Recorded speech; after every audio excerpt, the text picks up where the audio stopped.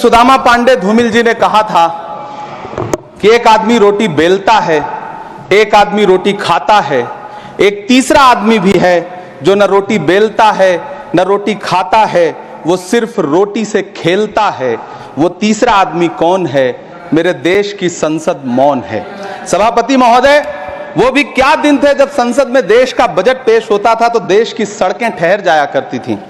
Rail budget पेश होता था तो लोगों की उम्मीदें रेल के डिब्बों की तरह पटरियों पर दौड़ने लगती थीं। पूरा देश धड़कने रोक करके वित्त मंत्री और रेल मंत्री को सुना करता था।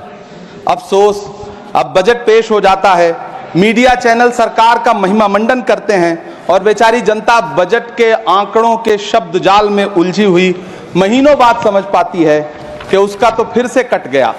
सभापति महोदय, पिछले 2 साल अमृतकालीन बजट पेश किए गए और इस बार एक नई शब्दावली गढ़ी गई है, तुष्टीकरण बनाम संतुष्टीकरण का बजट। सभापति महोदय, सुनने में कितना अलंकारिक लगता है ये शब्द। सोच रहा हूं देश की वित्त मंत्री और प्रधानमंत्री जी से पूछूं कि आखिर किसकी संतुष्टि?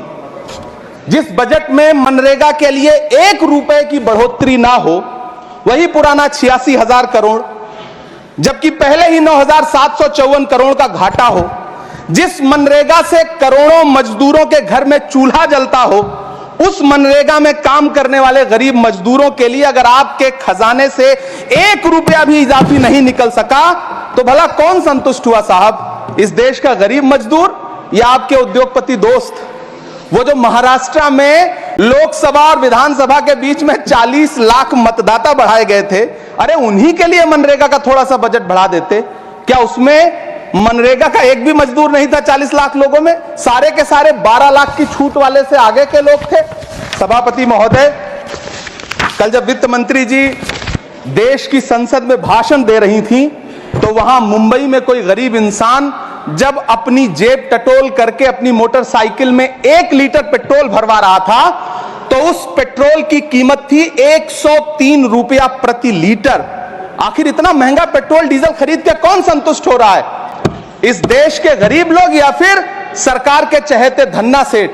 सभापति महोदय, वित्त मंत्री जी इस बजट को मध्यम वर्ग को संतुष्ट करने वाला बजट बता रही हैं। अरे मैडम, हम आप यहां पर बैठे रहते हैं और वहां बाहर इसी दिल्ली में 1 लीटर दूध, चाहे वो अमूल का हो या फिर मदर डेयरी का हो, उसकी कीमत 73 रुपए लीटर है। इतना महंगा बेच करके कौन संतुष्ट हो रहा है? गरीब जनता या आपके धन्ना सेठ दोस्त? सभापति महोदय, इस सरकार का बाजार और महंगाई पर कोई नियंत्रण नहीं रह गया है। चाहे देश में लहसुन 400 रुपए किलो बिक जाए, टमाटर 100 रुपए किलो बिक जाए, प्याज का दाम सुनकर आंखों में आंसू आ जाए, लेकिन वित्त मंत्री महोदया बजट में महंगाई का मां भी नहीं बोलती हैं।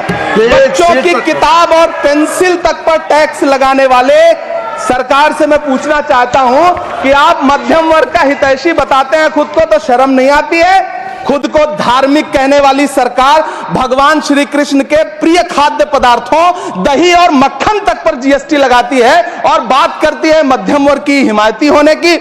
जिंदा रहते हुए जनता से हर चीज पर टैक्स वसूलने वाली यह सरकार कम से कम मरने पर तो लोगों को बख्श देती, लेकिन नहीं, वहां भी लूटना है। अंतिम संस्कार के सामान, अगरबत्ती, धूप बत्ती, केवड़ा जल, चंदन पाउडर, जौ, बताशा, काला तिल, पंचरत्न, कपूर और कफन तक पर टैक्स लेने वाली यह सरकार किस मुंह से खुद को मध्यम वर्ग का हितैषी बताती है? कौन सी संतुष्टि? किसकी संतुष्टि? कदम कदम पर टैक्स देकर लूटने वाली जनता की या फिर जनता से टैक्स वसूल करके धन्ना सेठों का खजाना भरने वाली सरकार की? किसकी संतुष्टि? सभापति महोदय, 18 अगस्त 2015 आरा का बिहार का ऐतिहासिक मैदान, सजा हुआ मंच, हजारों की भीड़ और सामने खड़े हुए देश के प्रधानमंत्री का भाषण। बिहार के भाइयों बहनों, आज मैं बिहार के लिए पैकेज की घोषणा कर रहा हूं। 50,000 करोड़ कर दूं कि ज्यादा कर दूं? अखिलेश भाई, 60,000 करोड़ कर दूं कि ज्यादा कर दूं? 70,000 करोड़ कर दूं कि ज्यादा कर दूं? 80,000 करोड़ कर दूं कि ज्यादा कर दूं? चलो, मैं बिहार को 1.25 लाख करोड़ का पैकेज दे रहा हूं। 10 साल हो गए सभापति महोदय, वही ढाक के 3 पात। बिहार आज भी विकास की बाट जोह रहा है। भाषण आज भी प्रधानमंत्री जी के यूट्यूब चैनल पर सुना जा सकता है। जो झूठ बोल के करता है मुतमईन सबको, वो झूठ बोल के खुद मुतमईन नहीं होता। सभापति महोदय, ये तो राहुल जी का असर है। कौन सा शब्द सर, कौन सा शब्द? झूठ। ठीक है सर, मिथ्या बोल करके, जो मिथ्या बोल के करता है मुतमईन सबको, वो मिथ्या बोल के खुद मुतमईन नहीं होता। ये राहुल जी का असर है। जो मखाना बोर्ड की घोषणा हुई, अखिलेश जी आपको याद होगा, भारत जोड़ो न्याय यात्रा में 30 जनवरी 2024 को बिहार के रंगभूमि मैदान में राहुल गांधी जी का पूर्णिया में भाषण था और उसमें मखाना को लेकर उन्होंने आवाज उठाई थी। यह उनका असर है कि आपको मखाना बोर्ड बनाना पड़ा, वरना तो आप मैखाना बोर्ड बनाने वाले लोग हैं। सभापति महोदय, बिहार को झूठे पैकेज और चुनावी दिलासे देना बंद करिए। आज भी जब कोसी में बाढ़ आती है तो पूरा सीमांचल बर्बाद हो जाता है। मैंने उस तबाही को अपनी आंखों से देखा है। 2016-17 की बाढ़ में अपने इन्हीं हाथों से राहत सामग्री बांटी है मैंने। अगर सच में बिहार के लिए कुछ करना चाहते हैं तो बिहार को बाढ़ से बचाने का प्रबंध करिए। पूर्णिया एयरपोर्ट 10 साल से बाट जो रहा है, घोषणा 2014 में हुई, बन के आज तक तैयार नहीं हुआ। अलीगढ़ मुस्लिम विश्वविद्यालय का किशनगंज सेंटर बजट के अभाव में दम तोड़ता जा रहा है। मैंने पिछले बजट सत्र में भी आवाज उठाई थी। आज फिर वित्त मंत्री जी से अनुरोध करना चाहता हूं, दामन फैला करके, कि अलीगढ़ मुस्लिम विश्वविद्यालय का किशनगंज सेंटर बन जाने दीजिए। आखिर कौन सी नफरत है? यह मुल्क हमारा भी है। इस मुल्क की मिट्टी में हमारा भी खून पसीना शामिल है।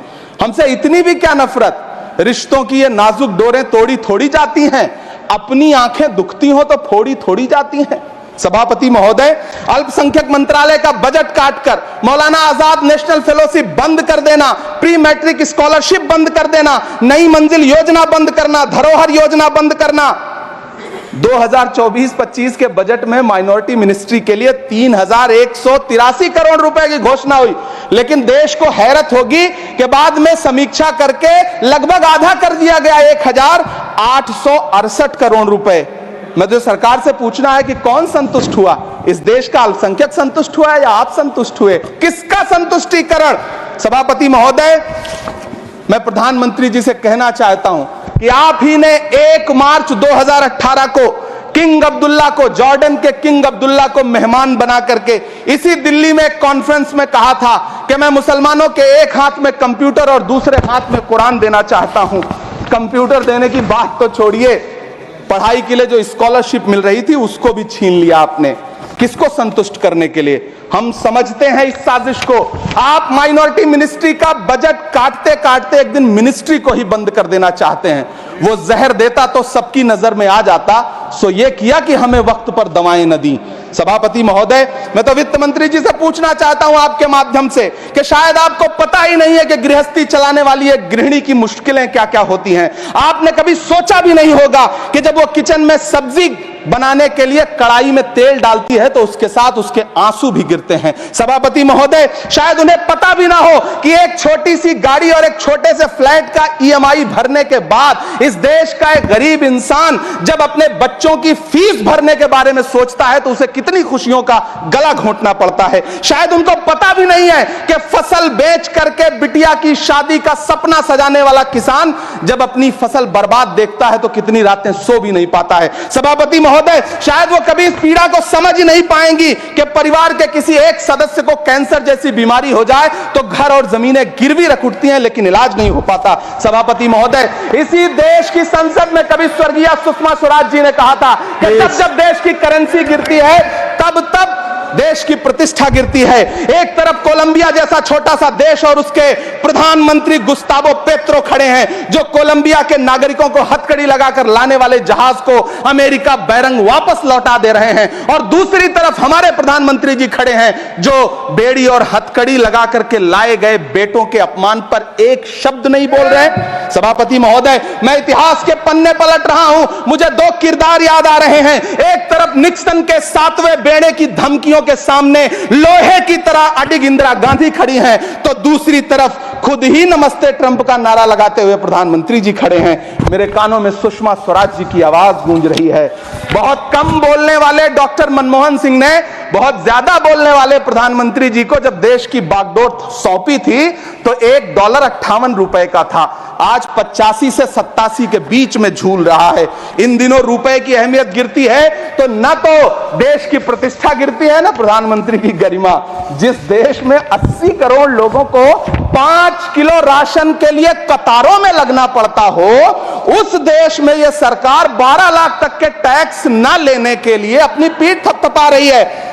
हुकूमत इस कदर आवाम पर एहसान करती है, ये आंखें छीनती है और चश्मे दान करती है। सभापति महोदय, महाराष्ट्र का भिवंडी हो, मालेगांव हो, इचल करंजी हो, यूपी का बनारस हो, मुआयमा हो, मुबारकपुर हो, रांची का छोटा नागपुर हो, बिहार का भागलपुर हो, हर जगह बुनकरों की उम्मीदें तोड़ रही हैं, लेकिन इस सरकार के पास उनके लिए कुछ भी नहीं है। मुरादाबाद का पीतल उद्योग, कानपुर का चमड़ा उद्योग, सहारनपुर का लकड़ी उद्योग, फिरोजाबाद का चूड़ी उद्योग, अलीगढ़ का ताला उद्योग, सब सरकारी प्लानिंग से तबाह हो रहे हैं। इन तमाम के बीच सरकारी सपोर्ट से बस एक उद्योग फल फूल रहा है, नोएडा का नफरत उद्योग। सभापति महोदय, जिस देश में 40 से 45% मेडिकल फैकल्टी की सीट खाली हो, वहां बजट में 75,000 नए मेडिकल सीट्स का ऐलान हो रहा है। सरकार बहादुर, कम से कम इस देश के पढ़े लिखे युवाओं को तो मूर्ख समझना बंद करिए। वो अब तिजारती पहलू निकाल लेता है। पहले 7500 मेडिकल सीट्स बाद में बनाइएगा, पहले जो एम्स में 2161 पद खाली पड़े हैं उनको तो भर दीजिए। वो अब तिजारती पहलू निकाल लेता है। मैं कुछ कहूं तो तराजू निकाल लेता है। मैं इसलिए भी तेरे फन की कद्र करता हूं तो झूठ बोल के आंसू निकाल लेता है। सभापति महोदय, फिर झूठ आया है, मैं उसे मिथ्या कर दे रहा हूं। शायरी में बार बार आ जाता है, क्या करूं महोदय।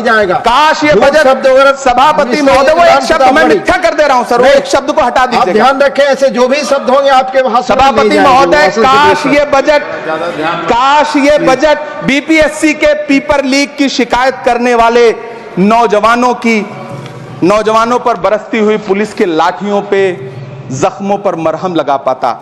सभापति महोदय, पिछले 80 दिन से 70 साल का एक बुजुर्ग एमएसपी की लीगल गारंटी मांगता हुआ आमरण अनशन पे बैठा हुआ है। काश ये बजट किसान नेता जगजीत डल्लेवाल की टूटती हुई सांसों की पीड़ा सुन पाता। काश ये बजट प्रतियोगी परीक्षाओं की तैयारी के लिए दिल्ली, कोटा, पटना, अहमदाबाद जैसे शहरों में, इलाहाबाद जैसे शहरों में किताबों के साथ गल रहे युवाओं के सपनों को जिंदगी दे पाता। काश ये बजट वंदे भारत के सुनहरे विजुअल के बजाय देश की गरीब जनता को कुछ और पैसेंजर ट्रेनें दे पाता। काश ये बजट सीनियर सिटीजन को ट्रेन टिकटों में मिलने वाली रियायतें वापस लौटा पाता, जिनको सरकार ने कोविड के नाम पे छीन लिया था। काश ये बजट किसानों की राह में कीले नहीं बल्कि कालीन बिछाने वाला बन पाता। काश ये बजट सरकारी मालिकों को यह समझा पाता कि नेहरू को कोसने से अर्थव्यवस्था नहीं सुधरेगी, उसके लिए डॉक्टर मनमोहन सिंह साहब की अर्थ नीति अपनानी पड़ेगी।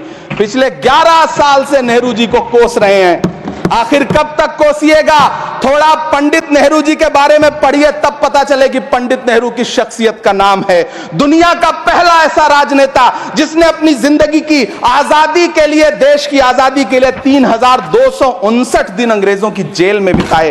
पंडित नेहरू एक ऐसे महान शख्स जिनके पिता पंडित मोतीलाल नेहरू, जिनकी बहन विजय लक्ष्मी पंडित, जिनके बहनोई पंडित रंजीत सीताराम, जिनकी बेटी इंदिरा गांधी, जिनके दामाद फिरोज गांधी, सब ने अंग्रेजों से लड़ते हुए स्वतंत्रता आंदोलन में जेल काटी। आप किस मुंह से उनकी लकीर छोटी करने की बात करते हैं? नहीं कर पाइएगा, 7 जन्मों में नहीं कर पाइएगा, क्योंकि जिस्म की मौत कोई मौत नहीं होती है। जिस्म मिट जाने से इंसान नहीं मर जाते, धड़कने रुकने से अरमान नहीं मर जाते, सांसें थम जाने से ऐलान नहीं मर जाते। जिस्म की मौत कोई मौत नहीं होती है। सभापति महोदय, मैं आपके सामने खड़ा होकर के एक बहुत छोटी सी कहानी सुनाना चाहता हूं कि महान बादशाह सिकंदर ने जब यूनान फतेह किया तो जीत का जश्न मनाने के लिए शहर की सड़कों पर निकला। तो उसने देखा कि पूरा शहर तो जश्न मना रहा है, एक फकीर सड़क के किनारे चादर तान के सो रहा है। सिकंदर को गुस्सा आया, घोड़े से उतरा, उस फकीर के पास गया और उसे सोता देख करके उसे जोर की एक लात मारी और लात मार के कहा कि क्यों रे फकीर, मैंने यूनान फतेह कर लिया, लोग जश्न मना रहे हैं और तू सो रहा है। उस फकीर ने उन्नीदी आंखों से सिकंदर को देखा और देख करके कहा कि शहर जीतना बादशाहों का काम है, लेकिन लात मारना तो गधे का काम है। सभापति महोदय, गरीब जनता को लात मारना बंद करिए। ये अमीरों के लिए बनाया गया बजट है, ये निराशाजनक बजट है। हम अमृतकाल सुनते आ रहे थे, ये अमृतकाल इतनी जल्दी समाप्त हो गया कि अब अमृतकाल का कोई नाम तक नहीं लेना चाहता है। इसलिए मैं इस सदन में खड़ा होकर के देश की वित्त मंत्री महोदया से कहना चाहता हूं कि आपने अल्पसंख्यकों के बजट में जो कटौती की है उसको बहाल करिए। आपने मनरेगा को जो स्थिर रखा है उसका घाटा 9,754 करोड़ है, कम से कम उतना बढ़ा करके फिर से उसे बहाल करिए। नौजवानों के लिए रोजगार दीजिए, किसानों को एमएसपी की लीगल गारंटी दीजिए। यही मैं आपसे अपील कर रहा हूं। धन्यवाद सर, आपने इतना जो समय दिया उसके लिए शुक्रिया।